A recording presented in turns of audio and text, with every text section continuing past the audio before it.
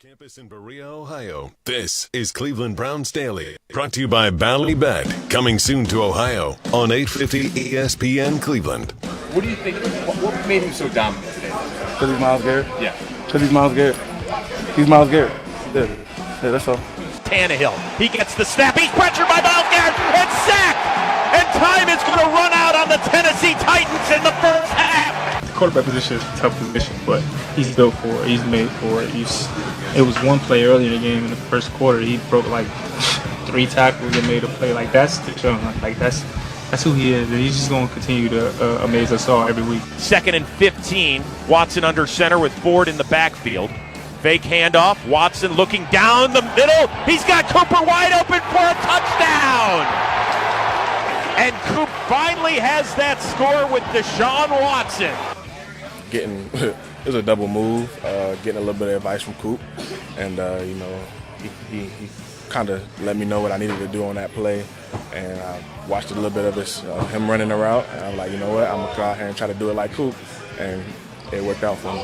1st and 10 at the Tennessee 20. Coming in. He gets the snap. Watson looking down the left side. He's got a wide open Jerome Ford for a touchdown. Here are your hosts, Bo Bishop and Nathan Zagura. You're up. Oh, let's do it live on a Victory Monday edition of the program. Merely Bo, I'm here, so that means we won the Great Z as well. Good to see you, brother. I got to tell you, that win, the fun of it was electric. One of the more just genuinely enjoyable experiences that I've ever had at Cleveland Browns Stadium. But what really got me excited was knowing that you would be here today. It's the only way. Yeah. Well, good. It was a winner go home. Good. Winner go home match Good. for us on Sunday for your boy here. Look, there's a 1,000 different ways to go to this, but I think that the appropriate place to start is you are watching the best defense maybe to ever play in this fine city and represent this town. They are playing with so much swagger, so much confidence. They are dominant.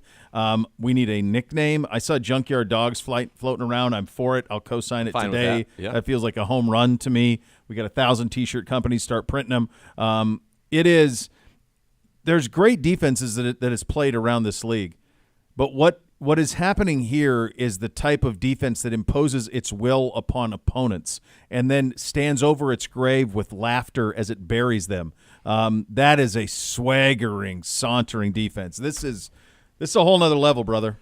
Well, yeah, and we're talking about we're getting into things that are historic in nature, right? That's I mean, that's where this defense is. This is the first defense since 1978. Since 1978, wow, to not allow, and that was our birth year, yeah? Yeah, you, me. 77, 77, yeah, 45 for me, sorry, a little bit older, sorry about that. It's all right, safe. Since 1978, to not allow a red zone touchdown or a red zone field goal through 3 games. If you think about the Tennessee Titans, their field goal, they took over in the red zone after the Elijah Moore fumble, and again, that's still something the Browns need to clean up, but then they went backwards 9 yards and kicked a field goal from outside of the red zone. So that's the first that's happened since 1978. One of the great commenters of our time, Beamsy, says the Browns' defense is him. He did. Bill Simmons, Cleveland's defense is out of control. It's like they have 15 guys out there. Jason Sterrett, the Browns have allowed an NFL low 3.2 yards per play this season, best by any NFL defense through 3 games this century. The Browns have forced 3 and outs on 61.5% of opponent drives, also the best by any defense through 3 games since the year 2000. Pretty real. Pretty real. Yes. You look at, in terms of defensive success rate, the Browns this year have 3 of the top 10 performances in the league-wide. Think about every single game that's been played in the league since the start of the 2022 season. They have been unbelievable so far. They're 8 of 41. 8 of 41 on third downs. Yeah. Their average, I just saw this one. The Browns have allowed negative 36 yards rushing before contact this season. The league average is 94 yards. So we are 130 yards better than the league average in terms of the yards before contact rushing this season. Yeah. That's insane. There's I'm sure you saw it on the in the booth as you and Chris were calling the game. By the way, great shot of you, an extended shot of you as they were paying homage to the great Jim Donovan on the television broadcast. And I heard that. You looked incredibly stoic. Thank you. And very solid. Gibby, the boys are like, now which one's Gibby? I'm like, you met Gibby. He's right there. That's Gibby right there. I know. I feel bad. Chris was sitting at the time, so he really didn't really get in the shot. No, he was. Yeah, he was sitting in the moment. It's nice, by the way, of CBS to do Very that cool. for Jim. And Jim is somebody that was constantly on our minds. I got this cool thing yesterday. The great Yak handed to me. It's a We Stand with Jimmy bracelet, cool. and I posted a picture of it, and all I got, I mean, millions and millions of people. They said, "Where can we get that?" And I don't know that they thought that it might do that. Sure. And so hopefully they're getting to work on that. So yeah, it was the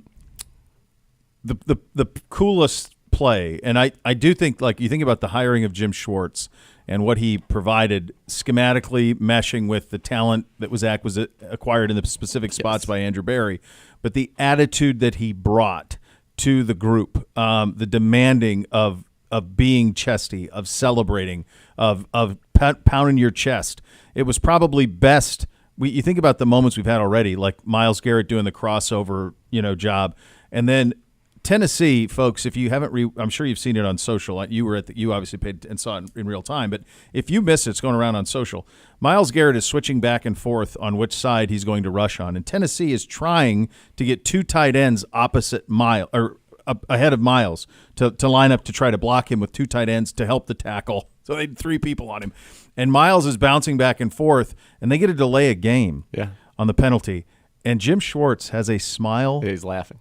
That is just priceless. So there are great defenses, and then there are defenses that, in this one, it's 3 games. No one's crowning anybody, but this has the start to the type of defense that will be remembered for a long time, provided health continues. Yeah, it has a chance to be talked about, like the Ravens, like the Legion of Boom. Yeah, like the 85 Bears, all of that. Youth, all of it. So it's there. They have been dominant. The pass rushing has just been off the charts good. It's been exciting, and it's been fun to watch. But the real story of this game, because this defense, quite frankly, has done this every single week, the real story of this game was your quarterback. Well, that's the other part of it. It's twofold. It's you have the making of what is a historic defense. Correct. And that, to me, ought to be the lead, because Sure. they have been. And it was. They have been dudes, just filthy dudes. The nervy part is what we're going to get into right now, and that was no Nick Chubb, Ken Deshaun Watson. Here's the keys to the football Ferrari. Drive it, brother. And it was nervy to start, and then it got going, and then it really went. And in the second half, I thought you saw. What did he end up? 27-33. Yeah, 27-33. This was two throwaways, elite. and one on a blown up screen. So 3 of them were not even incompletions. And it wasn't just that; it was the ball placement, throwing with anticipation, hitting guys in stride. It was elite. It was everything that he was supposed to be upon arrival. You got it for the last, what would you say, 2.5 quarters? I think that's when it really kind of got going. Honestly, it was like after that ridiculous where he threw it backwards to Yes. Elijah Moore. From that point on, he was good to go. He was good to go after that, yeah. And we got the beautiful ball, got the pass interference right after that.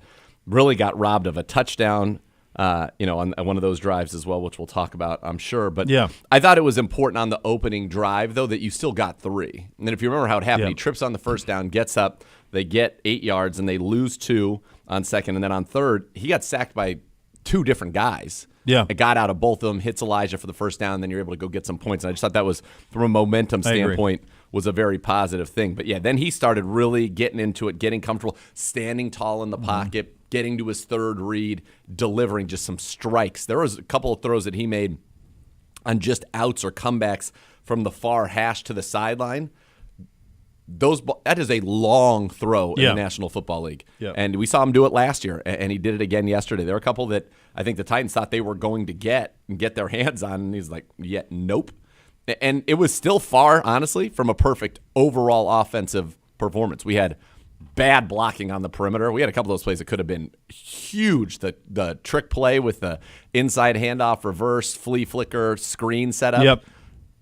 we had 4 guys to block one guy. It was a wall. I'd never seen that play before. There's a wall over there. Yeah. It was like we had 4 guys to block one guy, and somehow that one guy was able to trip up Elijah Moore. We had a couple of the runs where on the outside we didn't do what we were supposed to do, and that caused some things. But when your quarterback plays that well, and when your quarterback is able on third down to deliver the football for your team so that you can get first downs and extend drives, you're very tough to beat. I mean, we outpossessed them 38-29 to 21-31. Browns were 6 of 13 on third downs, 1 of 1 on fourth downs. That we held the Titans to 2 of 2. Oh, and guess what was back?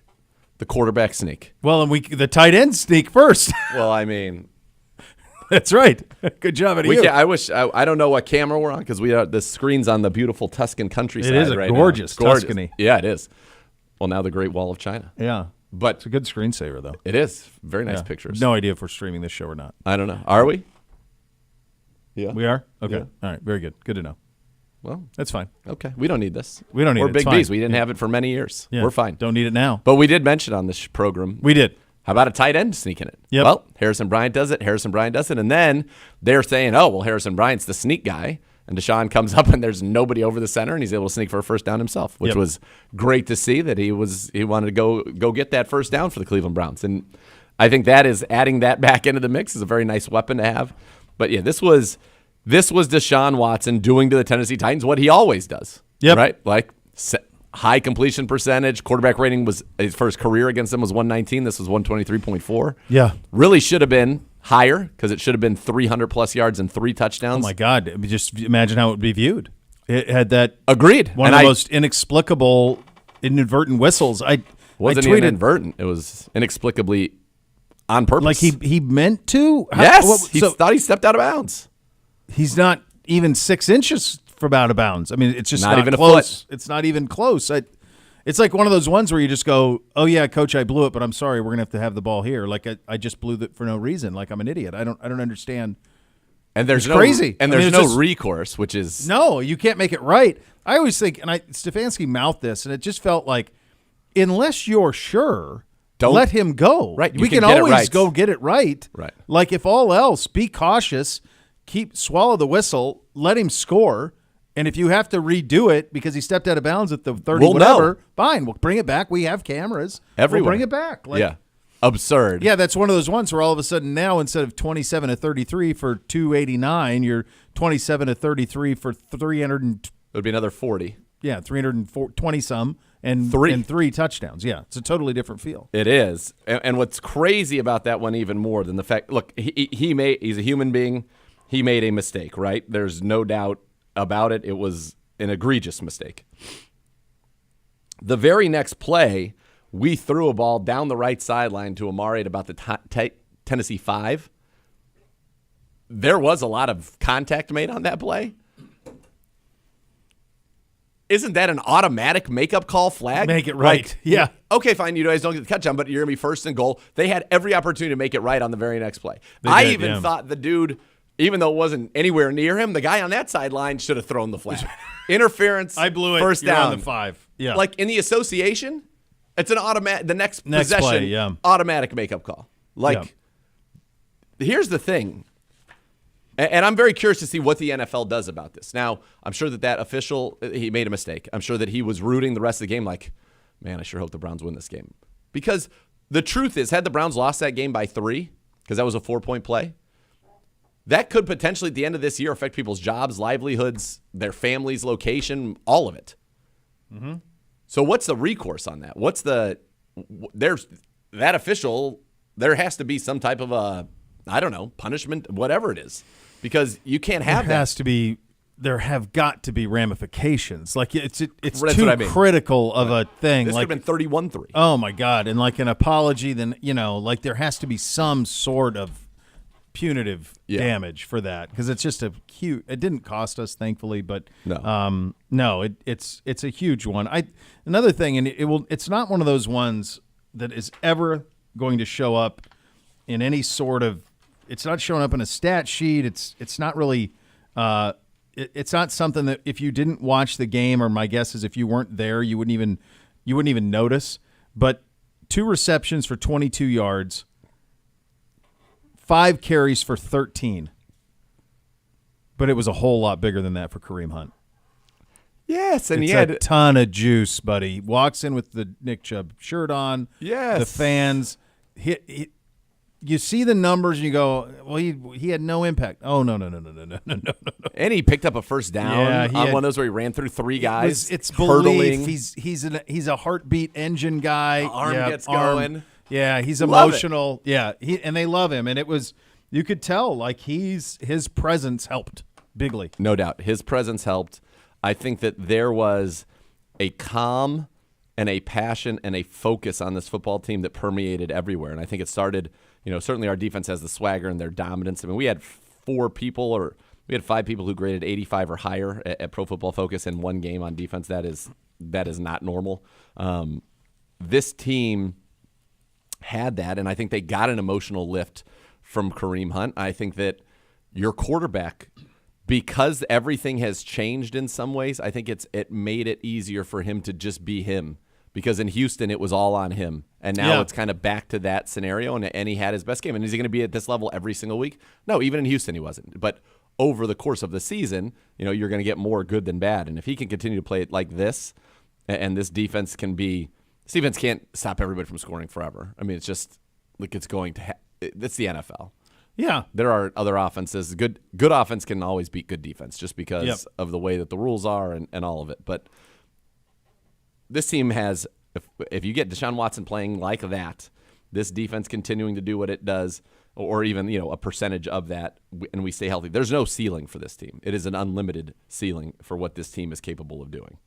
Yeah, there is. And the crazy thing is like as comprehensive as this was, there are still plenty of things to improve upon. As you mentioned, the turnover, we had another turnover again in this game. There's little things here or there. The left tackle thing is nervy still. There's a couple of plays a game with Jed that are pretty nervy where the guy gets around edge on him a little bit. You still haven't unlocked Donovan Peoples-Jones really to the point where he had been the last couple of years. Elijah Moore even hasn't been quite unlocked. He got a lot of touches in the game yesterday, but I think that game-breaking, we haven't hit Marquise Goodwin on a big one yet. So there's a lot of things that still have to be unlocked for this team, and you're 2-1 despite it, and you're the one loss you have, you give up 2 offensive touchdowns. In terms of your offense giving the defense 2 offensive touchdowns, or 2 defensive touchdowns, as it were. It's a lot to like. It's a lot to like. And this defense, though, it's real, man. It's fearsome. We generate quick pressure at a rate right now that is historic. And what that does is it forces an opposing offensive coordinator and quarterback into situations where all you can do is get the ball out of your hands quickly, and we've been tackling really, really well, or you can try to throw a one-on-one ball up the sideline. That's kind of really what offense has become. You can't run on us. No. At all. Mm-mm. And so I think when we'll turn our attention to the Ravens coming to town, but that's what it's going to be for them. Is it's going to be, I think, a lot of Lamar Jackson quick game, and it's going to be, you got to make sure you contain him because he can hurt you with his legs. I'm sorry. But the way that they are generating pressure, I mean, Alex Wright's sack came on a 2-man route max protect and sacked him in less than 3 seconds. Yeah. Like, that's insane. Yep. Yeah. Every single button that Andrew Berry pushed this offseason defensively was the right button. From Obo to Tomlinson, all of those things, Z obviously, like it all marries. It all marries, and it coincides with the absolute apex prime of Myles Garrett's career. You're exactly right. This group has been assembled perfectly. Thornhill and McLeod, perfect addition on the back end. You know what? We got so much grief, or there was so much question, right, about our linebackers. Well, look at what our linebackers look like behind a competent defensive line. Here's the thing. Here's what we have right now, and this is what is wild. You have on the Cleveland Browns right now 7 above average to elite defensive linemen. You have got at least 4 above average to elite linebackers. You've got for sure 3 above average to elite corners. Yeah. You've got 3 above average to elite safeties. You have that at every level. You got it at every level. You got So it at every level, man. That is, it's a masterful job. I think the vision and AB getting Jim Schwartz, he and Depot and Kevin in the scouting department and really culling, okay, what do we need? Working out the trade to get Zadarius Smith from the Minnesota Vikings was incredible. It just, all of it was so, it's been perfect. It's one of those things you imagine seeing and you're like, oh, this is going to be pretty good. I remember coming out of the joint practice and, the Eagles are like, man, your defensive line is going to be a problem. Well, like, they are wrecking games. Completely. Yeah. I'm curious, I'm not from here, and so I don't have like a point of reference of what, I know it's clearly been the best defense since the Browns came back to the league, but just historically, like what were MVP. some of the other ones? And there was a lot of that Michael Dean Perry stuff. The 94 Browns defense gave up like 206 points in the entire season. That's Belichick with Saban as defensive coordinator. And then you got to go like way back, beyond that to find something. But no, I think there is again, it's early. The 85 Bears won a Super Bowl. The Legion of Boom won a Super Bowl. The Bucks defenses with Derek Brooks, they won a Super Bowl. Yeah. The Ravens in 2000s, they won Super Bowls. You okay? These chairs have been so thoroughly destroyed. They've been destroyed. It's let's like just be honest. It like They've been hurts my destroyed. back to sit in these chairs now because I don't have. I think you have a workers' comp file claim you could make right now. I think you're right. Get yourself loose. Get yourself loose. Probably use a little. I'm going to tell you something else. By the sounds of it, maybe a little WD-40 on that thing. Something going on over here. There's a lot of squelching. with that chair. It's destroyed. Yeah, they've been. And battered. some of them over there are just like the mothball fleeted. No, that one can't. That's not for humanity to sit in anymore. No, It's been not beaten, anymore. It's been Very beaten sad. out of it. Very sad. But yeah, that's all that's missing is just you have the makings, and now it's just a matter, and you're becoming feared, and that's the other thing is like no one's going to want to play you, and you believe, right? This is a swaggering group. Yeah, it is. It's unbelievable. Remember we talked last week, and going back to our quarterback real quickly because this D is so good, and you need to be complimentary.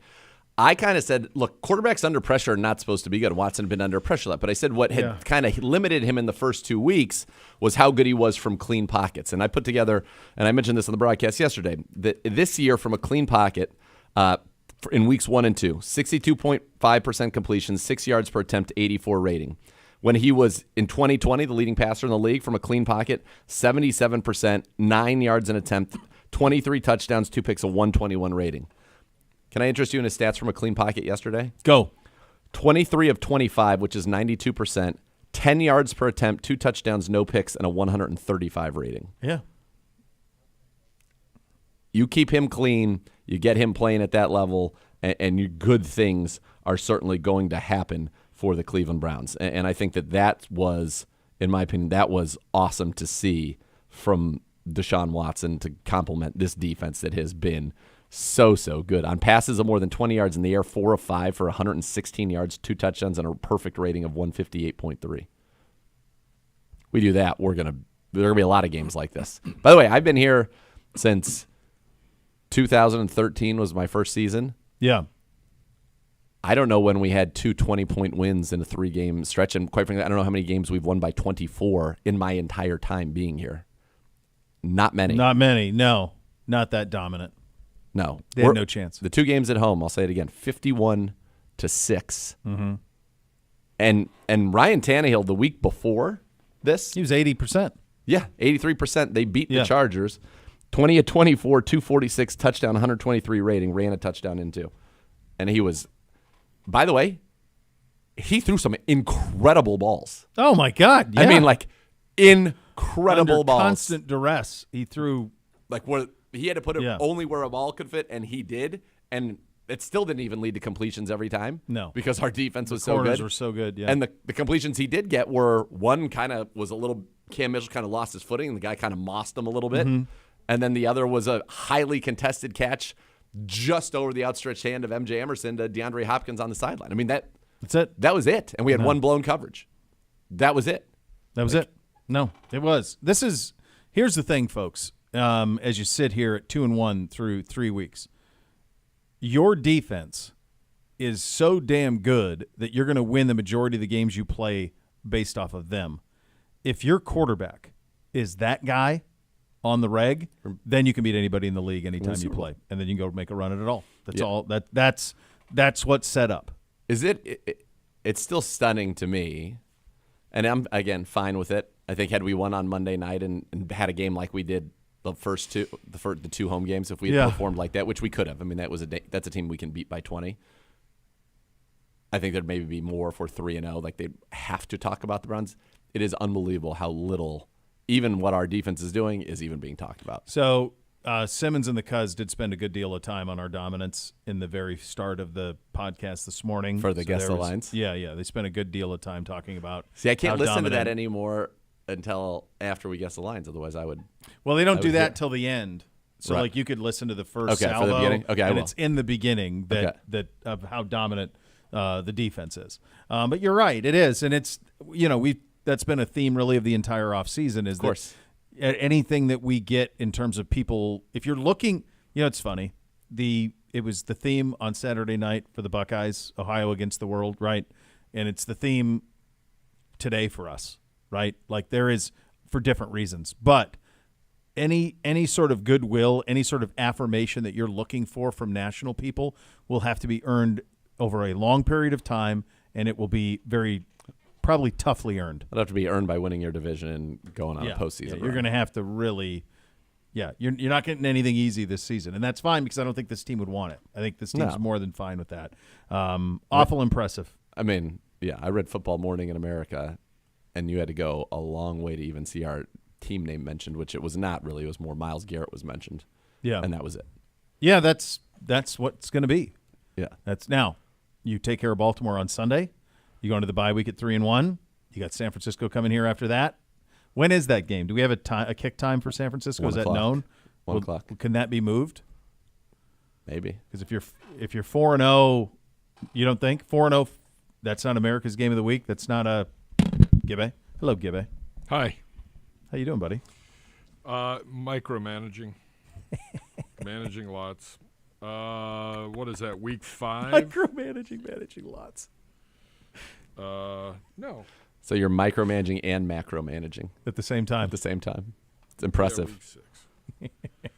So week 6, good job by you. I mean, it could be flexed. It's Giants-Bills, There you go. but I doubt it. I hope it's not, but I hope it's 1. I hope it stays at 1. But I mean, I would think it will probably stay at 1 because that's also like first weekend of MLB playoffs. So yeah. So San Francisco is going to be undefeated. I don't even know who they play this week. I don't think it matters who they play the next couple of weeks. Let's see. But you're talking about if you get a win and you're at 3-1 and they're at 4-0, 5-0. The 49ers, who are a dominant 3-0. Cardinals host the Cardinals. And then the week before they play us, I believe they have, Sunday Night Football at Dallas. Okay. So they're not getting flat. Our game's not getting flexed. Yeah, we're not to going Sunday Sunday night. They're not again, going to no. go back to back. Yeah. No. All right. Well, that's good. I wanted it 1. I like those better anyway. Me too. Either way, let's Big just fan. get there. Let's try to build off of what we had this past Sunday. The Cleveland Browns avocados from Peru and Meyer want you to enter the Ultimate Football Sweepstakes for your chance to win a 2023 Ford Lightning electric pickup truck, a VIP tour of the Cross Country Mortgage campus, or a $1,000 Meyer gift card. Visit your local Meyer or clevelandbrowns.com/avocados for more on that. Coach Stefanski at the Yeah, that's a Victory Monday. Look at everything here. What are we doing? It's future's too bright. do the avocados from Peru. Can't read. do it. was No, too- dude, that's it's too much. That's too much. That's too much. Jeez.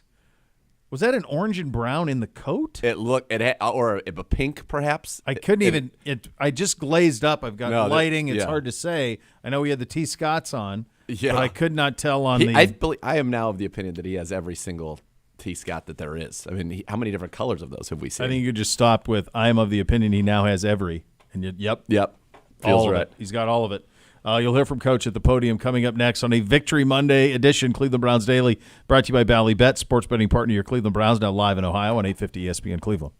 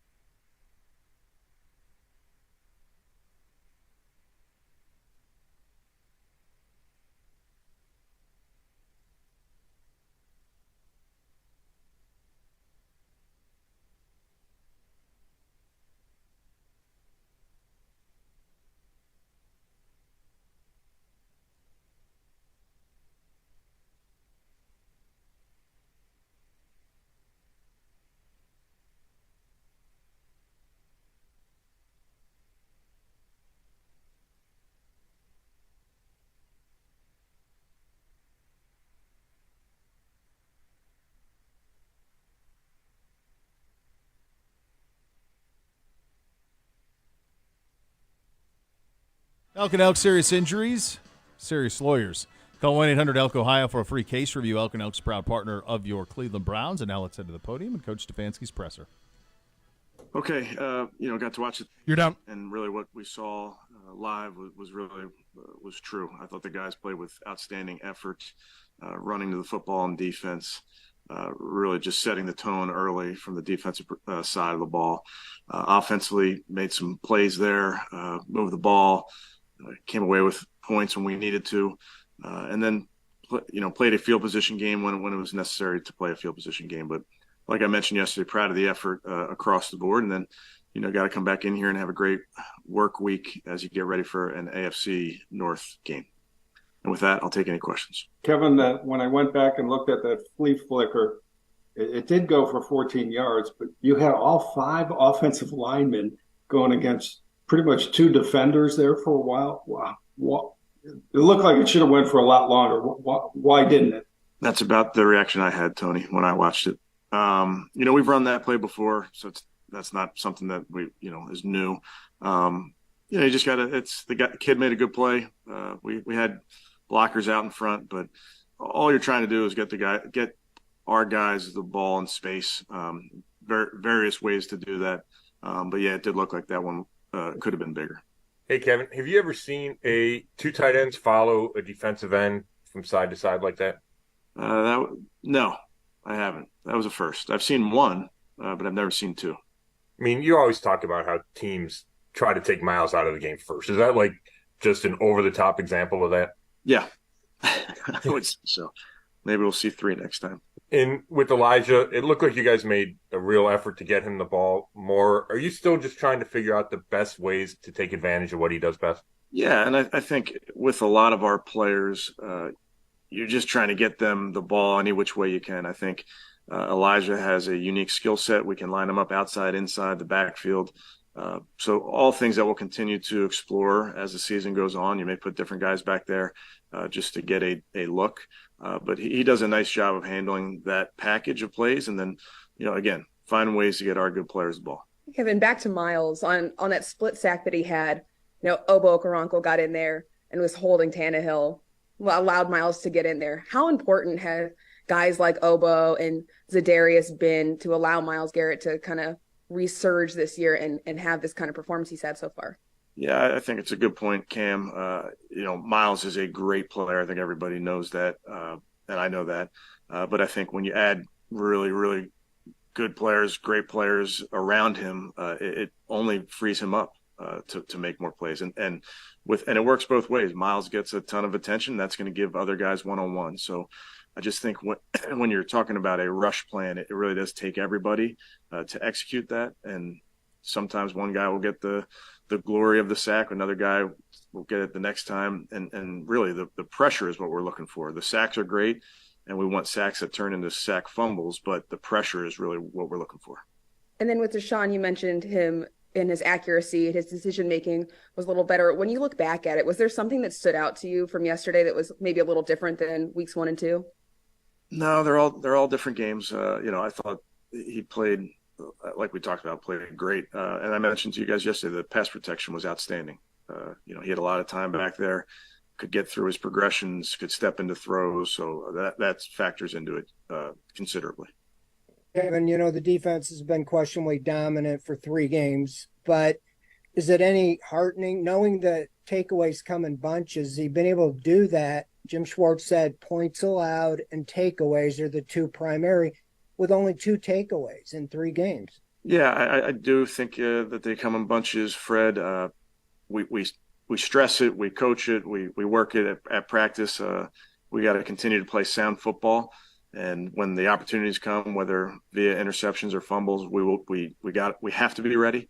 But I really think the focus continues just to be do your job on defense, whether it's fitting a run or being in the right spot in a pass drop. That's really where our focus is. Hey, Kevin, I wanted to ask about Alex Wright with him getting his first career sack yesterday. I mean, it just seems like he's had to obviously mentally kind of recalibrate being in a different spot on the depth chart with everyone you guys brought in. But just how you think he's handled that and to see him make a play like that yesterday. Yeah, actually, I'm glad you brought him up. He made some really, really impactful plays in not a lot of plays. I want to say he was in there for maybe 16 plays or so, but he got his sack. He was playing the run well, running after the quarterback. So he's doing a nice job. A young player in a talented room, and I think he's only going to grow because of that. I think he's going to learn from all those veterans that he has in there, and obviously coming off the injury as well, missed some time, but really excited about where where his trajectory is going. And then just with your secondary, I mean, I know the pass rush has obviously gotten so much attention, but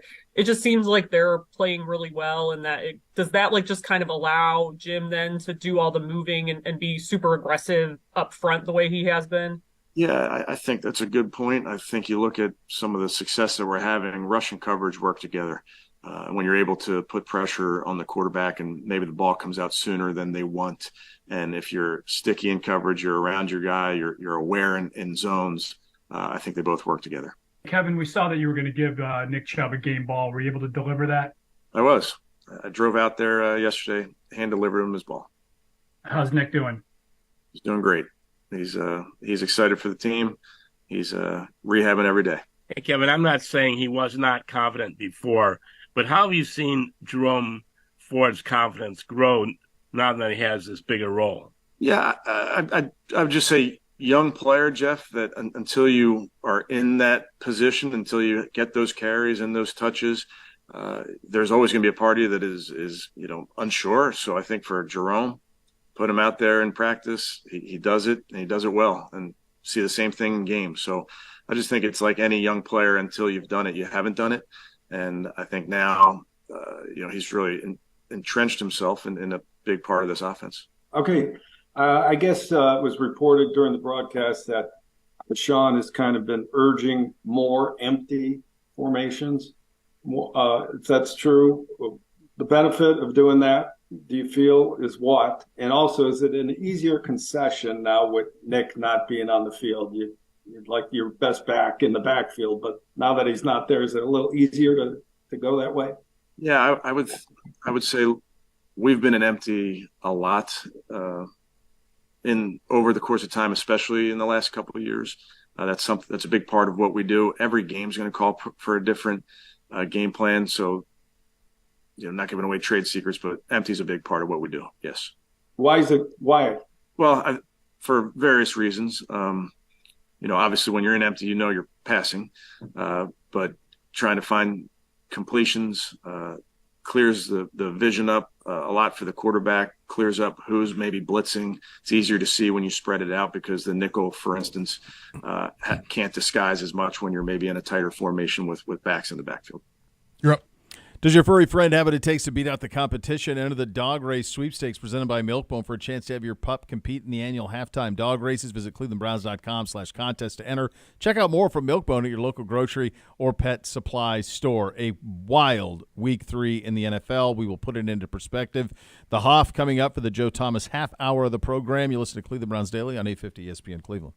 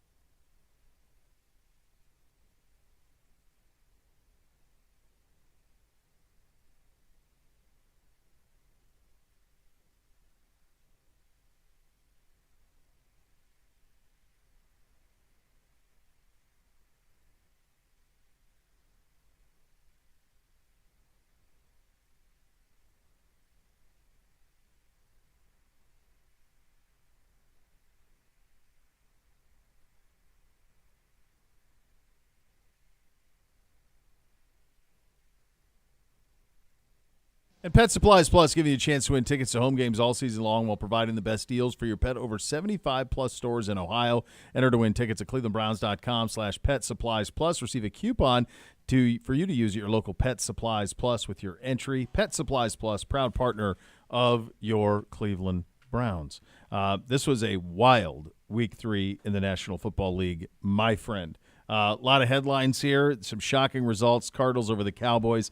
Nothing more shocking, though, than the Dolphins hanging 70 on Denver without Jalen Waddle, I will remind 70. 7-0. Mike McDaniel, former ball boy.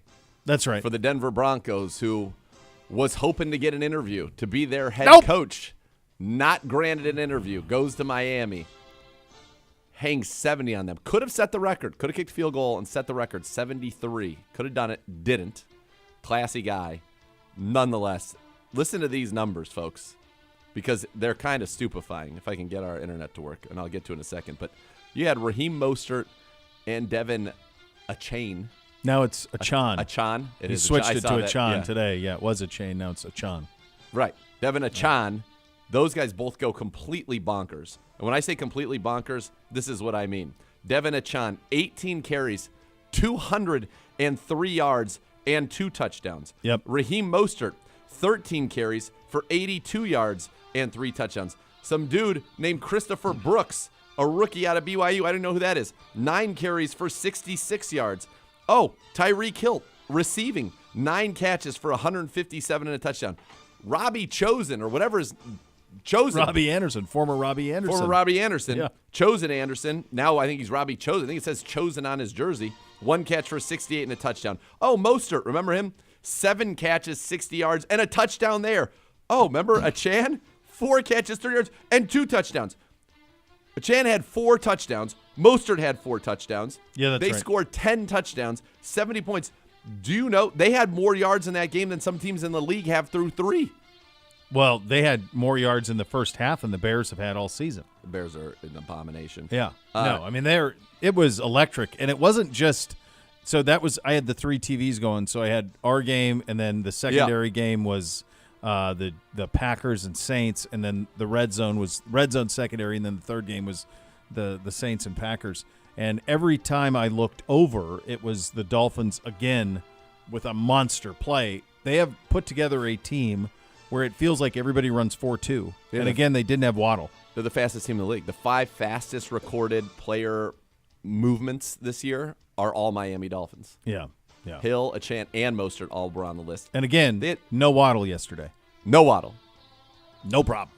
No problem. They had 30 first downs and faced 9 third downs. Oh, by the way, they turned it over twice. Yeah. Is this one of those – and, I mean, 2 at one point had a no-look shovel pass. Yeah, it was awesome. Is it like with Sean Payton, like is this kind of like when like you pass the born-on date, right? Like just can't inspire, can't lead, like maybe they're just how not can you good. quit like that? They may be not good, but that's not good. They didn't even quit. I mean, 70. They quit early. There's an image of Mostert downfield and 5 Broncos face down on the turf. On the ground. Just laying on the ground. Yeah. I mean, that it was just so comprehensive. Just a demolishing. It's stunning. They are really good. I mean, I think right now it's them in Miami, or them in San Francisco. And the Niners. That's the top of the league at the moment. Yeah, and especially juxtaposed to what the Cowboys did in Sunday afternoon. They trailed the whole way. Anytime it felt like they would get momentum, it slipped away from them. That was wild to watch. It was very weird to watch. We did tell you in the scores, and you had that one exactly right because I did not, that there's no way both of those monster ones were going to cover. And, I mean, the Chiefs Bears – that could have been name your score. T. Swift in the audience. That could have been 60 if you wanted. Yeah. I mean, they put Mahomes. They sat him down. It's like, it's enough. It's fine. And by the way, typically, and at some point, one of the guys, they had their A team on it. That was Greg Olson on the call. Yeah. In that group, and they were in the call, and they're like, the only job Chicago has is to try to get Justin Fields going a little bit. And typically, when you're up big like that, you get garbage time yards. He threw for under 100 yards. They can't throw it. They can't run it. They can't do anything. They are completely inept. The only good news if you're them is you have your first-round pick and Carolina's. Yes. So theoretically, it could be them picking 1-2 because Carolina's 0-3 and Fairly headed for as well. Yeah, so you could have two top 5 picks, and obviously you get one of those quarterbacks that is going to come out. By the way, next Sunday, don't do it. Broncos, Bears.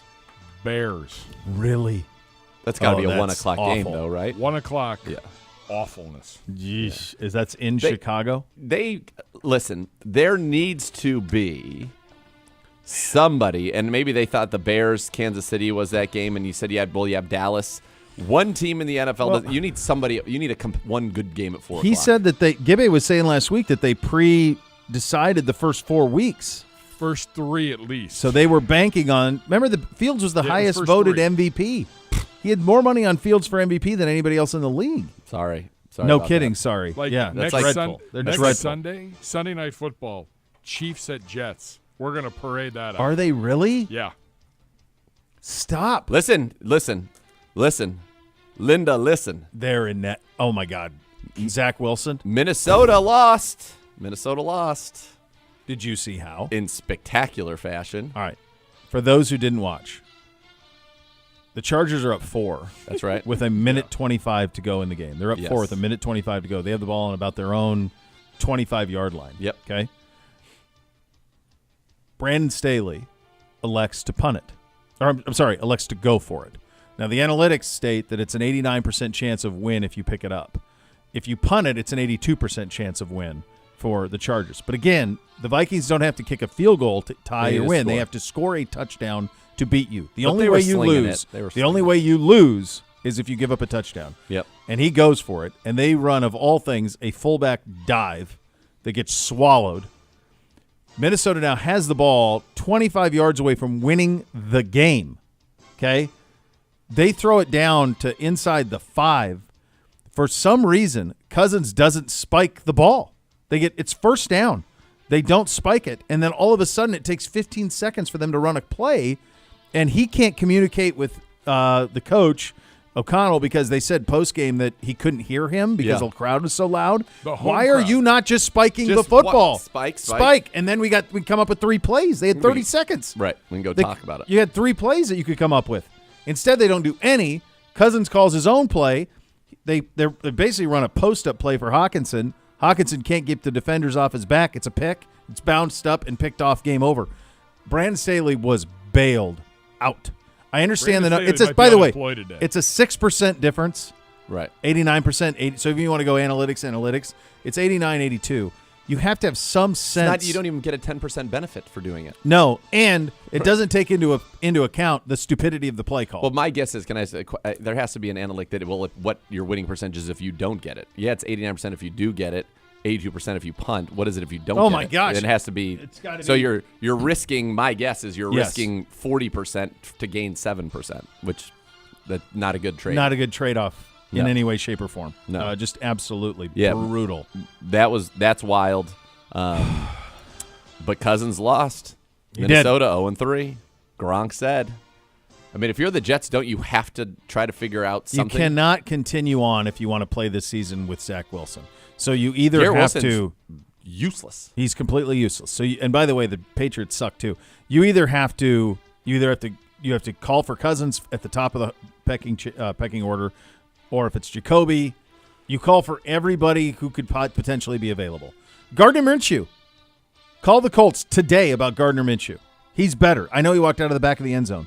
He's capable. You cannot continue with Zach Wilson. Andy Dalton's even better. Yes.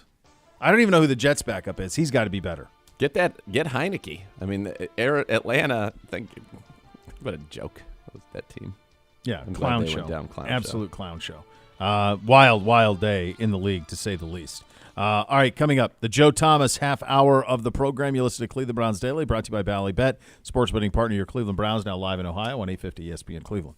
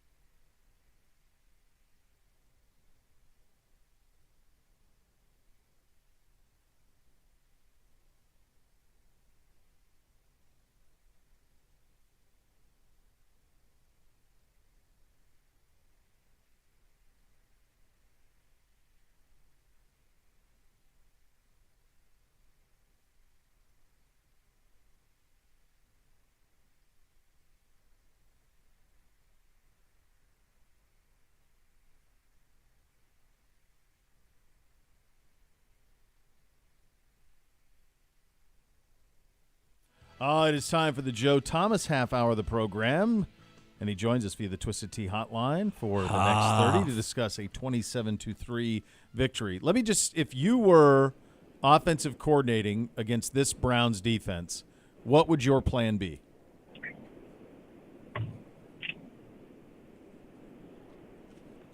Do we have the Hoff? I can hear the Hoff. I can hear hey. the. Oh, there he is! The Hoff. Hey. All I heard was if you were offensive coordinator against this defense, what would you do? And did not know that was for me. Sorry. I would, first of all, I would cry. I would hope for the game to have to be forfeited due to thunderstorms and lightning. Honestly, I'm not exactly sure the best way to try to handle this defense. I mean, you'd say we want to run the ball because when we played against Jim Schwartz's defense when he was in Tennessee, Detroit, the Eagles, like we said, all right, if we're in obvious passing situations, we lose. Like, there's no way we can block these pass rushers the way he unleashes them. And now, looking at the Browns, the talent that we have at pass rusher with Miles, Obo, and Za'Darius is obviously significant. But then the way we cover down the field makes it also difficult because you got to kind of hang on to the football. So really running the ball is about the only way you can try to do it. And, you know, the Browns have smaller linebackers and safeties by design to be able to keep up with the running quarterbacks in our NFL. But, like, they do such a good job schematically about making things dirty up front and not allowing the offensive line to be able to climb to the second level to get on the linebackers and the safeties, that those guys are able to use their speed to run sideline to sideline, and they're not abetted by big offensive linemen get in their faces. So, you know, you see that the scheme is kind of built flawlessly where they don't let those big offensive linemen get to the second level. And really your only hope to kind of disjoint what the defense wants to do would be to somehow find a scheme that gets those guys on the second level. And, you know, maybe something like what Miami does, where you have a lot of misdirection.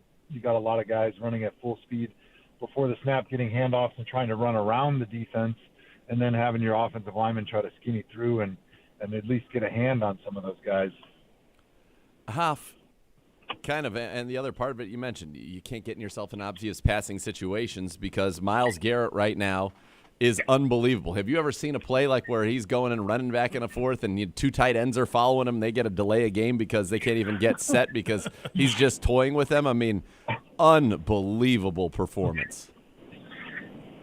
Yeah, I mean, Miles is playing as well as he ever has, and that's saying a lot because he's been at that defensive player of the year quality and standard for a while now. So the way that he's kind of towing the line between rubbing their noses in it and just playing with a lot of swagger is so fun to watch. I mean, week one with the crossover dribble, and then this week just kind of screwing around with those tight ends once he knew that they were kind of tracking wherever he goes. You see he's having a lot of fun out there, and it's easy for us as fans when we get into a game like that where you have a comfortable lead to be able to just sit back and enjoy the greatness that is Myles Garrett. Well, there's a swagger to it, and that's the Jim Schwartz component, right, Hoff? I mean, like, every time they do anything, they get up. They're so chesty. I mean, you think about, and this is 3 games in, so we're not going to crown them yet, but, like, if you think about the Legion of Boom or those Ravens teams or the teams that have had these great defenses, there's swagger that comes with it. You got to back it up. But now it's the combination of both that I think you can almost see them feeding off one another. Yeah, there's no swagger without success, but this defense sure has plenty of success thus far, and it's fun to watch them. And I think when you do have those great defenses, when I think back to the great defenses that I played against, right? The Legion of Boom, going up in Seattle playing against those guys, all the times that I played against the Ravens early on in my career when it was Haloti Ngata and Terrell Suggs and Ray Lewis and Ed Reed, like those guys kicked your ass and they told you about it. And it was, you know, we hated it. It was miserable for us. But for their fans, they had to just love it, right? Because they were the bullies. And in the game of football, like when your guys are the bullies and they're just taking it to the other team, that is peak living right there. That's the best of being an NFL fan. And we got one of those defenses right now that is the bully. And it's just so much fun to watch them because it almost feels like whatever they do, it doesn't matter. They're getting to the quarterback and they're celebrating it. as a unit. And then you see Jim Schwartz with a huge smirk and the smile on the sidelines. And, you know, he's got the sunglasses on, like, you know, the sun never sets on a bad butt. And I love it. Like, everything about it is just so much fun. It is fun. It's a lot of fun. And you know what? This game not only had this defense being fun off, but the offense was fun. Deshaun Watson, 27 of 33, over 280 yards, 2 touchdowns, no picks, a rating of 123.4, and looked very much like the guy that the Browns brought him here to be. And I thought there was a moment after that second touchdown that he threw to Amari Cooper. Yep. He and Kevin Stefanski jumps in the air, his chest bumping him, and it felt like that was kind of a release for both of those guys. One, what did you think of Deshaun? And then two, what did you make of that moment? And that's a rare show of that kind of visceral emotion from Kevin Stefanski and his quarterback, Deshaun Watson. Yeah, I thought it was a really good moment, and I thought it was a moment that kind of brought them together because both those guys have been under a lot of pressure and a lot of stress since they got here, but I think it was as high as it has ever been going into this game because you just lost Nick Chubb last week. You got this unbelievable defense that's playing lights out, and your star quarterback that you risked a lot to bring here has not performed like it. And the quarterback has gotten heat, rightfully so, but so has the offensive coordinator and the head coach because he's ultimately in charge and responsible for putting the offense in position to have that success. So you could definitely feel that pressure relief valve going off with those guys, you know, bumping chests. And I think that was great. Like, Deshaun needed that. Kevin needed that. I think our whole fan base needed that to just have confidence that, yeah, we lost Chubb. First 2 weeks didn't look like we'd hoped from our quarterback and our offense, but that was the progress report that we needed to feel really good about the direction this season is headed. I couldn't agree with you. I think it was necessary. I think you had to have that type of performance. Otherwise, there was going to be nervy. Yeah. It was going to be nervy going forward. It was nervy in the building off the start. Like, you just keep waiting, you know, the fan. And then you have the backwards play to Moore, and you're like, my God, what is going on? And then it starts to go. And then you're like, okay, this is everything that we thought that he would be. From just you're a pro, you got the gold jacket. What did you notice different in him in the last probably 2.5 quarters of the game? Was there anything that stood out to you? Well, I mean, the thing that stood out is he was hitting his receivers where he was supposed to, right? We saw so many balls going in the dirt, so many overthrows in the first couple of weeks of the season that you just didn't see there in week 3. And I think a lot of that's confidence, just letting it rip, not trying to aim the ball, just letting it rip and throwing it. It kind of reminds me of a shooter, right? When they're hot, they're just shooting, right? They're not thinking about it. They're not trying to aim it. And that's who he was when he was in Houston. And that's the quarterback that we saw at times in training camp. And it'll just be a matter of consistently being able to let it rip and having that confidence in who you're throwing to and the routes that you're throwing going forward the rest of the season. But I also did like some of the plays that they had run, like quarterback powers and the design runs for Deshaun. It was something that we thought that was going to be necessary after losing Nick Chubb. But you were wondering, like, hey, this guy is a quarterback that we paid a lot of money to come here. He's not a huge guy. He's not Josh Allen's size. Like, is he going to be willing to get a little bit gritty and put his body out there and take some hits, which you don't want him to take a ton of them, but at the right time, you want to use his running ability, and we want to have some design runs that are going to be big plays for us because that's such a weapon, and you don't have to use it all the time to threaten the defense. You just got to let the defense know that it's there, so they have to think about it, they have to prepare for it, and they have to scheme for it. When you think of, you know, Deshaun Watson and what stood out in this game, the accuracy, the ball placement, some of those throws, but did you get a sense watching it even as an offensive lineman, putting your offensive lineman hat on? And by the way, the Hoff had another awesome accolade this weekend. They named his high school football stadium after him. Wait, there's a Joe Thomas Stadium? Yeah. In Wisconsin now? Yeah. Oh, my free God. beer every Friday night. So free beer every Friday. I know, right? That's only in Wisconsin, by the way. He goes out to Utah. Free beer for high school games in Wisconsin. That's beautiful. Goes out to Utah, bags an elf, flies back, gets off a plane. Oh, they're naming the stadium after me tonight. That was his week. That was the Hoff's week. pretty electric. Yeah, I thought Pretty fortunate. Not that many people get a stadium named after him, and No. have to write a check for like $10 million. Yeah, and you're with us and young and youthful and well. So yeah, it's a wonderful thing for the Hoff. We'll Now, take all that. Hoff, do you live? You don't live in the town you grew up in, though, right? Is there like where you I live don't. now? Yeah. So like, is there a chance like your son yeah. could play at Joe Thomas Stadium? There is. So I grew up in Milwaukee, played in Brookfield, and we live in Madison and Middleton now. So they don't play in the same conference, but theoretically, I mean, we're only an hour apart. So like playoffs or non-conference, we could absolutely play each other. And actually, the high school coach of who's currently the high school coach at Brookfield Central, where I went to high school, was a tight end that I played with at Wisconsin.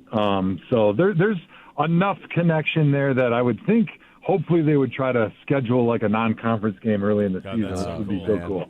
That would be awesome. By the way, Hoff also off to a great stint as the offensive coordinator for young Jack's team. Oh wow! Yeah. How's it going? What you guys are spinning it, right? Yes. We're spinning it, Bo. I got to give you a lot of credit and say a big thank you in front of the millions of people that tune into CBD every day, because the tips that you gave me have unlocked the offense and the talent that we have. The first week of the season, I'm the assistant, right? Because I miss a lot of Saturdays, which their games are, and Tuesdays, just from the nature of the business we do. So I didn't feel like I was going to be there enough to be the head coach, but I obviously wanted to be part of it. And so I didn't want to step on the head coach's toes, and so he was running the offense the first week. We weren't exactly explosive. We looked a little bit more like the Chicago Bears from Sunday. We only had one completed pass. So thankfully, he was smart enough to ask me if I wanted to take over. Since we've taken over, we're averaging 30 points a game. Oh, baby. We're racing people left and right, and it is so fun. Like, honestly, it is the most fun football things that I've done in my life is coach my son, because he was playing quarterback. Back-to-back plays, he throws a 60-yard touchdown. The very next play, he's playing defense, takes a pick six back to the house. I was ready to just call it up, head right to the showers. But we don't have to talk about me so much. Hoff, we got to celebrate. The ball's not going to spike itself, Hoff. We had a Philly Oh, we did on Saturday. We did Philly. The Philly for Bootsy's special? team. Oh, yeah. baby. Yeah, we put in Philly for this week. So that's a fun one. That's good stuff. That's fantastic. It is fantastic, and it's glorious. And we're going to get the Hoff in town for us next week. People can tailgate with the Hoff. We got a big ceremony for the Hoff. Oh baby, it's gonna be. It's a week. Guess what? It's a pure joy week. That's pure the joy best week. part. It's a pure joy week, and it's gonna keep on. It's gonna keep on keeping on. One of the reasons, though, what I was originally meandering to my point, and then heaping praise on the gold jacket as we should. I just thought that he looked calm in the pocket and was able to stand at the top of his drop and deliver the football. And it's really kind of the first time we've seen him do that here. What did you make of that as an offensive lineman, and just kind of did you sense that he was in a different level of comfort with what was going on? Yeah, certainly comfort, confidence. I think those things go hand in hand, and I was the most concerned about that. And it's interesting that when you lose Nick Chubb, and now all eyes are on you, and everybody's thinking the same thing like I was thinking, like, this is your moment to shine now, right? Like, you got to prove that you're worth that contract, because how you go is how the season is going to go. Yep. And with that additional pressure, I kind of thought we would see even more of the trying to be Superman, where you get to the top of your drop and you're trying to run around and scramble and throw the 80-yard bomb every play, which was one of the bad habits he kind of had last year. And we saw a little bit of that thus far this year. But how great was it to see, exactly like Nathan described? Like, he was sitting in the pocket, cool, calm, and collected, surveying the defense, throwing the ball, delivering it where it needed to be against a really good defensive front. I mean, and I think we need to tip our hats also to the offensive line, who did a great job. I was very critical of Jed in the first couple of weeks. I thought he played a great game on Sunday. I thought he played the type of game that we had hoped since he came here. And I was really proud of him. And I think you put all those things together, right? Like Deshaun being comfortable and confident in the pocket, the offensive line taking care of him against a really good Titans front, his receivers catching the football. It was just a different feel and a different look from what we had on Monday night, which was like the total opposite, which was like every mistake you can imagine happening at the same time, drops and turnovers and laid off the ball and sacks. Like, this was the team we wanted when we dreamed it up in the summer. Huff, one thing that stood out to me in this one is that we did not have nearly as many what I would call condensed formations or tight formations. And Kevin Stefanski talked about that in his presser today. That's not what Deshaun Watson was used to. He likes it spread out. He feels like it gives him a better idea of what the nickel is going to do. When you spread it out versus those condensed formations, how does that affect your ability to pass protect and really just your ability as an offense to operate? What are the benefits of getting more spread out? Yeah. So for an offensive lineman, we prefer it spread out in both run and pass because in the run, there's fewer guys in the box, right? So there's fewer bodies, so you have to be less perfect. So even if I'm not making a perfect block, I can just take my guy, let's say he's supposed to be in the B gap, but he crossed his face, now he's in the A gap. I can just take him further and farther, and I'm not going to run into any other people, and there's going to be space for the running back to find. When you got 8 guys in the box, even if you have 8 blockers, there's just so many more bodies that unless everybody's perfect, you're not getting much of a hole. And even a perfectly blocked 8-man box goes for like 4 yards. A perfectly blocked 5 or 6-man box is going to go for like 14 plus. Yep. Whereas even if somebody screws up, the running back can still make somebody miss. He's got time to get back to the line of scrimmage and then still turn it into a positive run. In the pass, it's like Deshaun mentioned, like it's very clear who you have to block. Typically, the way it works is the offensive linemen are always going to try to block the 5 most dangerous rushers, who are typically, first of all, it's going to be, if there's only 5 guys that are blitzing or rushing, we want to block those 5. If there's more than 5, we want to put our 5 offensive linemen on their 5 best rushers and then leave the running back on the guy that's furthest away or who's the weakest rusher. So there's a lot of gymnastics that have to go to be able to figure that out on any given play. And when you have a condensed formation and there's 8 guys that are in that area that could potentially, from where they are standing, 5-7 yards from the line of scrimmage, get to the quarterback, it takes a lot to kind of figure out, all right, who's covering who and who can blitz. As soon as you spread those eligible receivers out, now the guys that are covering those guys have to leave the box and get further away. So it's much more easily defined who we have, who's blitzing, who's coming. And then potentially, like if you have a slot or a nickel or a corner who's coming and who's going to blitz, like they have to start cheating, and you have to have a safety moving way off the hash to be able to cover the person that they would be covering in a normal situation. And so it becomes much more obvious. And I think for Deshaun, like he can easily see where his hots are, where his sights, where his reads are when you do spread it out. The counter to that is when you do spread out the formations, your receivers have to win those one-on-ones, and they're more difficult because you get a lot more press coverage. So if you get your receiver way spread out, now you got a cornerback who can get right up in his face, and he doesn't have to worry about getting off the ball and running into a lot of those crossing routes. He doesn't have to worry about running into his own linebackers, because if you get those condensed formations, now that cornerback, he's looking at, let's say, like a nasty split from an X receiver. He's also got a linebacker that's like 2 yards from him. So if that guy goes in motion, he's got to navigate a lot of people on the interior of the defensive secondary and the defensive linebacker level to be able to go in motion with somebody. So there are advantages of having those tight formations. Plus, it makes it a lot easier to run block and do a lot of the pin pull stuff that we like to do, because those receivers are in position to down block on the linebackers. And then your centers and guards and tackles who are going to pull are close enough to those safeties and corners to be able to get to the edge and block those guys. And those runs are not really available when you do have those formations spread wide. So it is give and take, but it seems like with the personnel we have in the offense we run, spread is probably the way we'll go the predominant majority of the time. Yeah, it does. Great summation of the Hop like explaining that. all the advantages and disadvantages. Deshaun sees them. Listen, we've been 2-1. What is this, 3 straight years?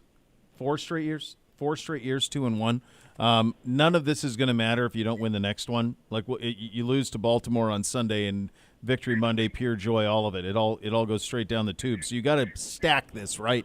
And I think it's important for this team to be able to do so. Baltimore coming in here, desperate team, coming off a loss in overtime at home to the Colts over the weekend. It's not going to get much better than this one on Sunday at Cleveland Brown Stadium, Hoff. And you'll be in attendance, so it's perfect.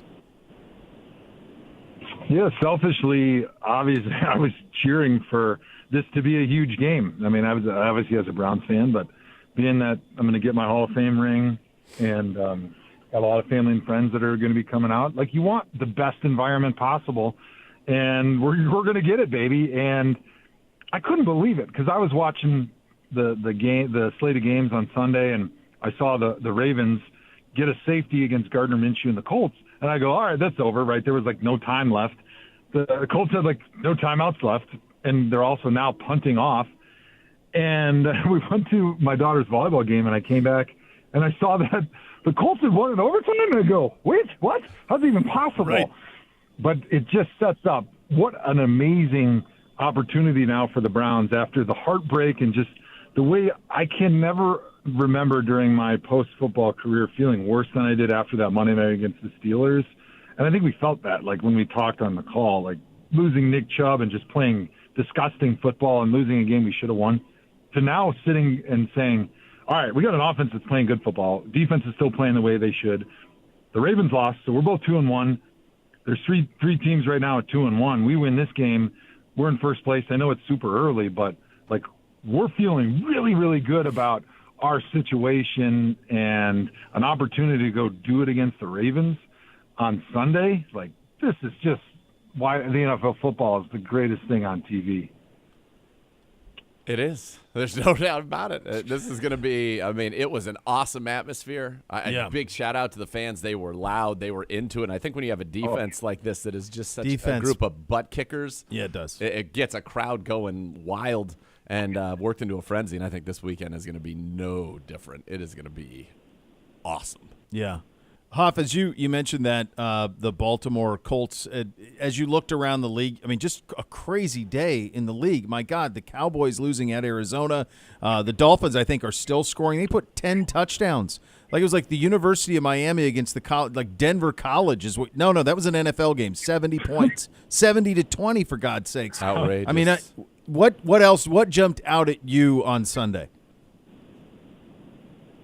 Yeah, the first 2 weeks of the season, it felt like you had some interesting games and matchups, but it sort of followed the script a little bit. But this last weekend was why the NFL is such a great product, because everyone's saying the Cardinals are tanking and the Cowboys are the best team in the NFL.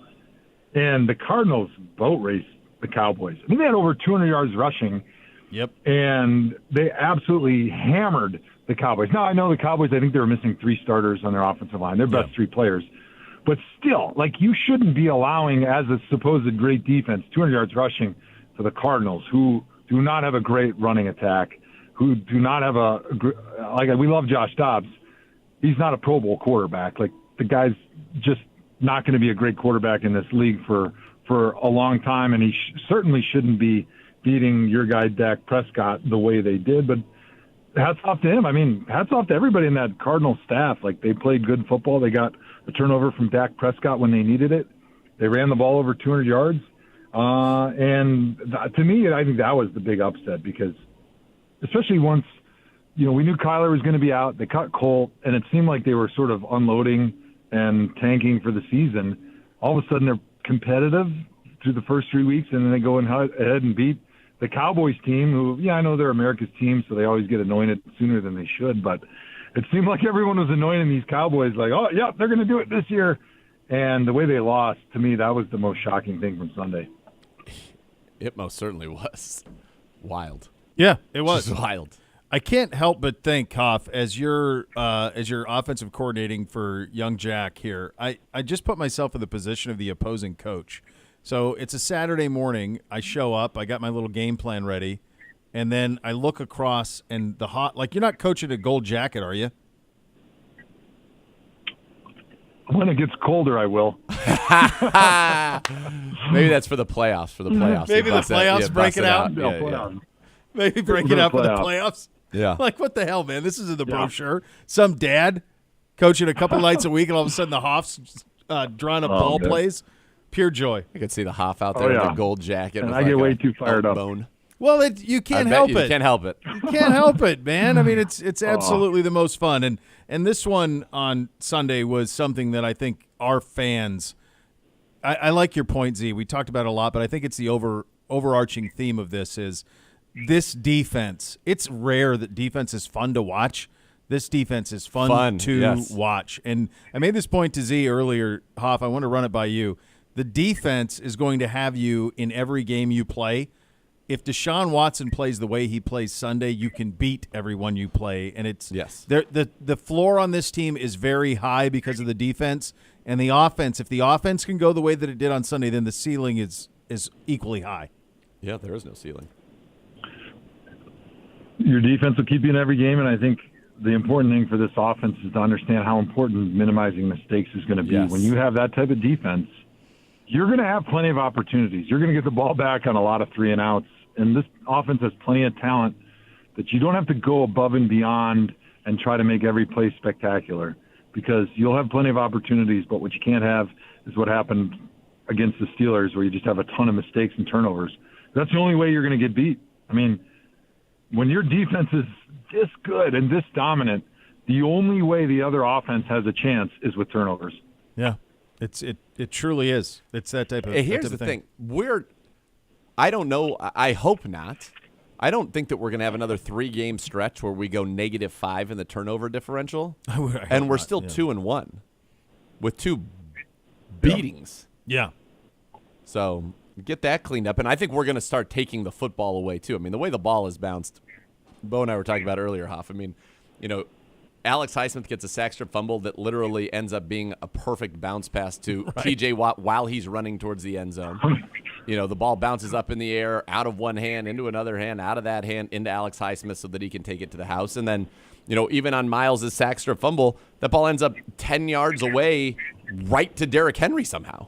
Yeah. I mean, it was so those things are going to start going our way as well. And I think that'll change things going forward, which will be even more fun. Yeah, if you have an offense that's playing well and not turning the football over, like we expect, which should be just like C-level offensive football for our offense with the talent that they have, and they're not turning the football over, they're going to score enough points where the other team is going to have to feel like they play catch-up. And that's exactly where our defense wants to be. And so you're going to have a lot of sack fumbles that happen in those moments where the quarterback feels like he has to hang on to the ball because they got to put the ball down the field. And Miles and Obo and Za'Darius versus any tackle in the NFL, it's just not fair. No, it's not. Hoff, get you out of here on this one. Have you decided, is all of the meat home? Yes. Or en route to home? Great question. From the elk. And then I also want to know, have you decided what you're doing on the mount? Are we doing a full mount? Are we doing European? What have you decided on the mount?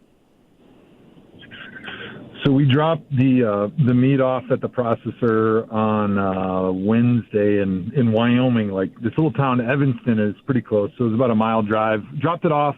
They're going to process it. They're going to put a lot of the grinds into like sticks and sausage patties and bratwurst, and then we'll take all the steaks and the roast and stuff. So I think it takes maybe a month or so because they get really busy, obviously, this time of year. But I can't wait to get that stuff. I mean, I've had elk a few times, and it's fantastic. It's a little bit like beef. If you haven't eaten it, it tastes beefy, touch of gaminess, but it's got this little sweet quality to it that if you're a protein connoisseur, to me, it's the best wild game that I've ever had. So I can't wait. That's pretty much all I'm going to be eating, I feel like, for several months, no doubt. And I'll just be telling my kids it's their cows that they're eating. They won't know any different. No, yeah. But then as far as the mount, I'm going to get a shoulder mount, I think, just kind of do like a semi-sneak with a little bit of a head turn to the left. A full mount. I don't think my house is big enough. I'd have to build a second house just for the full body because things are massive. And definitely want to have that memory every time I look up there of kind of that week and that experience. That's awesome. of seeing that shoulder mount up there. All right, Hoff. We will see you on Sunday, buddy. Sounds good. Appreciate it, guys. Can't We'll see you wait. this weekend. All right. That is the Hoff, great pure Joe joy. Thomas on the Joe Thomas half hour of Cleveland Browns Daily. Coming up next, you'll hear from our quarterback, Kareem, Joel as well. Some thoughts on the Monday night doubleheader, a little bit of a double dip tonight as well. You listen to Cleveland Browns Daily on 850 ESPN Cleveland.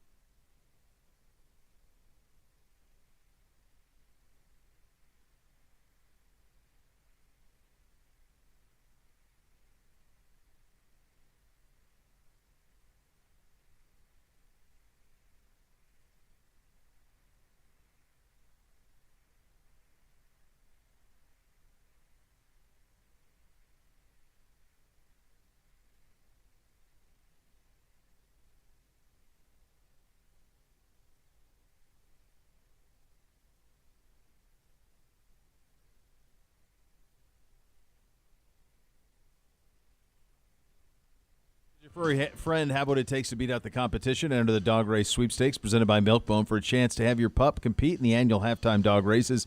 Visit clevelandbrowns.com/contest to enter and check out more from Milkbone at your local grocery and pet supply store. Your quarterback, Deshaun Watson, had himself a day. Z mentioned this with Joe, his celebration with Coach Stefanski upon that touchdown to Amari. Here's what Deshaun had to say about that. I mean, it was the play call, but Kevin was excited, and I thought he was going to jump with me, but he said that his Achilles and knees is not where it's supposed to be. And I was telling him I thought he played safety in college, so I thought you had some ups. But it was good. It was awesome. I kind of jumped up, and I looked at him, and he just stood there. So I just kind of controlled myself. But it was good to see that. Coop made a good decision on that play and that route. And, you know, for my job is, you know, never overthrow, you know, a go ball like that. Give him a chance. And that's what I wanted to make sure to do. And it capitalized. This was so far and away the most fun he's had as the Browns quarterback, and the most, that's the 4 we know. Yeah, and, you know, I talked to him at his locker after the game, and he was happy, and I said, you know, what felt different to you? And he said, I think he said this in his press conference as well, but he said, I just kept my emotions in check, and I was able to just kind of relax and play. And I talked to him about kind of, you know, standing tall in the pocket and delivering it and seeing it. And he said he saw it really well, and that it felt good. And I was like, yeah, dude, you're a beast. Yeah, like, right. Just let it happen, man. Let it happen. But I thought it was really, really positive to see him. Obviously, the locker room was a very happy place after a game and a performance like that on, you know, really in every phase. And we've made it this far, and I don't want to go 1 second further without mentioning Dustin Hopkins is a stud. Yeah. I mean, when That's nice. because at the end of the first half, remember, that was, if he misses that, they take over at their 42 after we get robbed of a touchdown. So it could have been robbed of a touchdown. Then you have settled for a 52-yard field goal. Misses, they take over the 42. Maybe they score, go in the half, get the ball to start, and all of a sudden it could have been you could have been down 17-10 and been like, wait, what just happened? Yep. 52 yards into the dog pound. I mean, we're talking this guy pipes it. Yeah, it was no doubter. He's missed one kick, long 40-yarder at the former Heinz Field, which is a tough place to kick. It just missed a little bit left, but it was still hit perfectly. He hits, they are towering, and he splits the uprights. Oh, they're no doubters. It's awesome. Yeah, it is. It's very, very awesome. So shout out. Yeah, Hopkins for mayor. Let's Jim go. Donovan. Deshaun Watson forming a very nice connection with Amari Cooper. Here he is on that.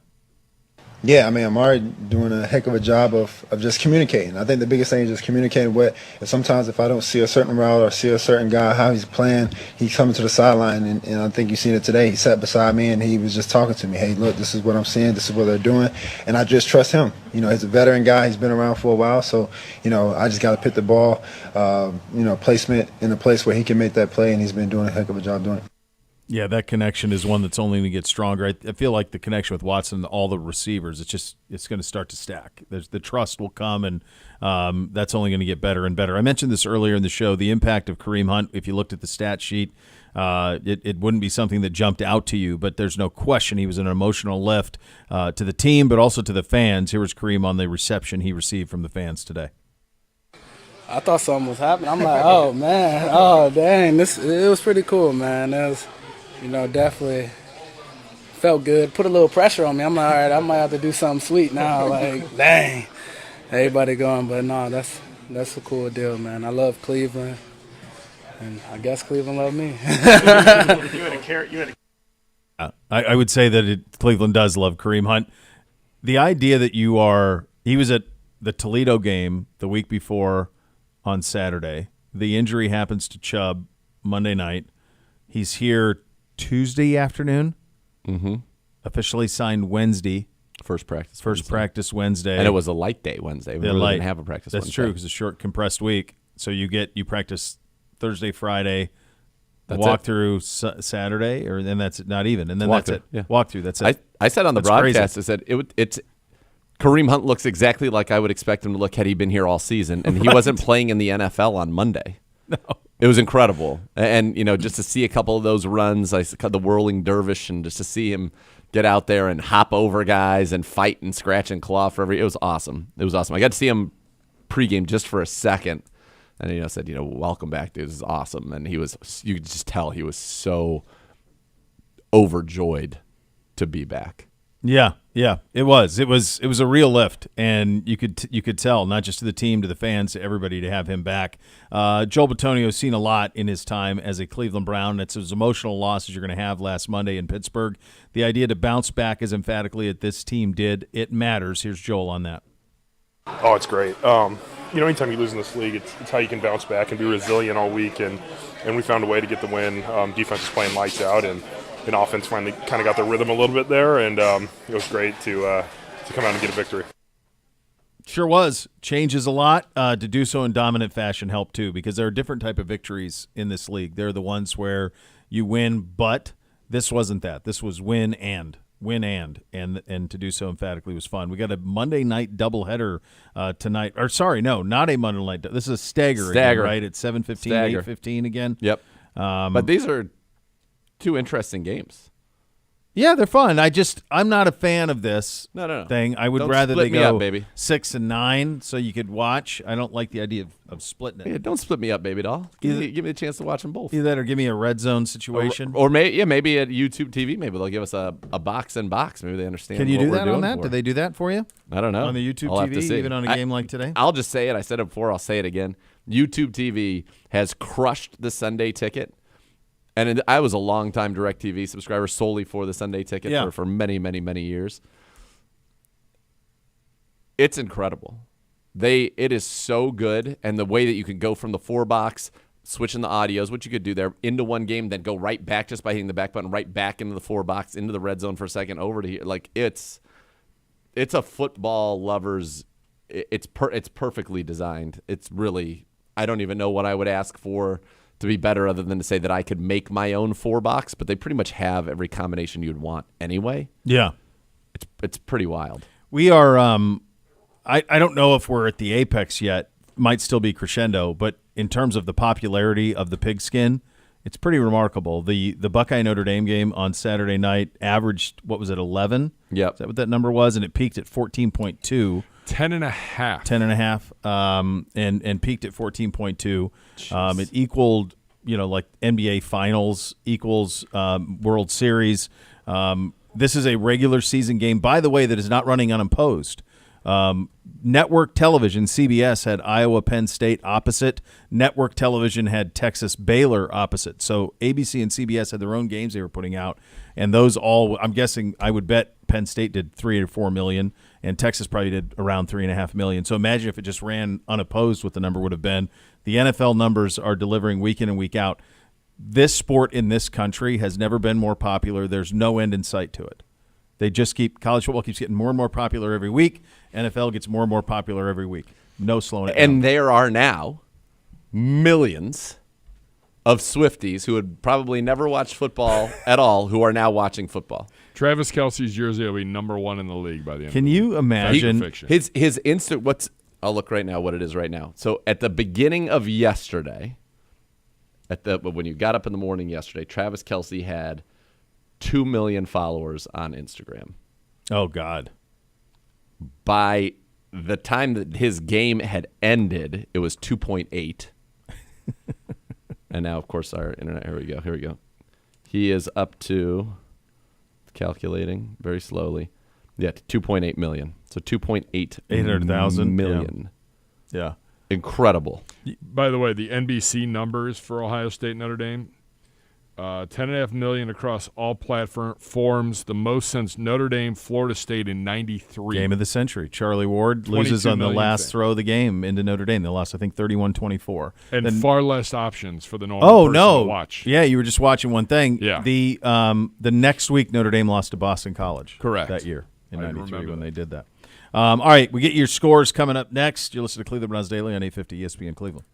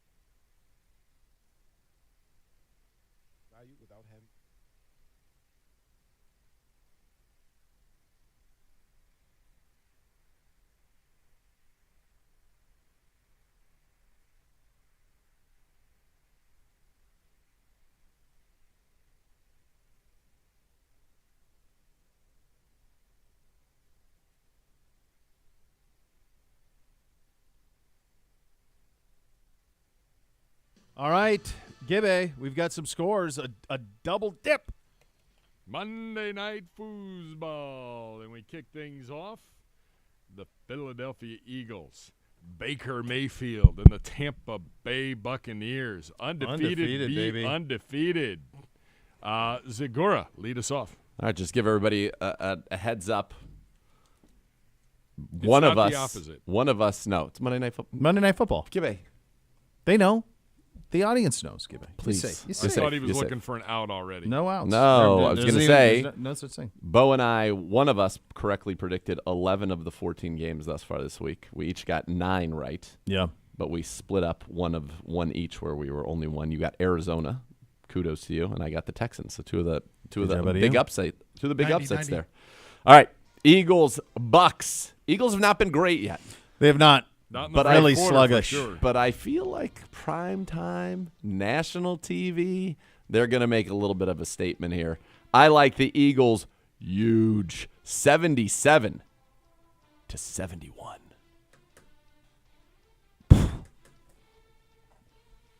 Same.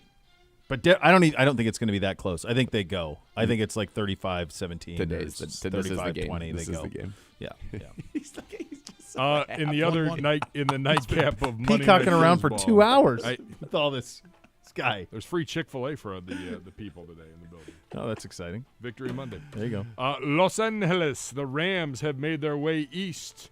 They are battling the Kentucky Bengals tonight. Did you guys see Mike Brown pick up Burrow on a golf cart, do a half circle, and then drop him off? Yeah. Clearly looked like, hey, Joe, don't play. 30, You're not going to play. All indication is he will. is going to play. Yes. I just can't see Cincinnati dropping to 0-3. I got them winning by 4, 27-23. Wouldn't be shocked. Same. Super Bowl rematch. Yeah, that's Same. true. Yeah. Maybe they'll get in a fight like they did last year. By the way, I'm fine taking the loss on this one if the Rams I'd love win it. It'd be great. Money line. It would be great. Absolutely be great. The next level is next. Thanks for listening, everybody. Cleveland Browns Daily, 850 ESPN Cleveland.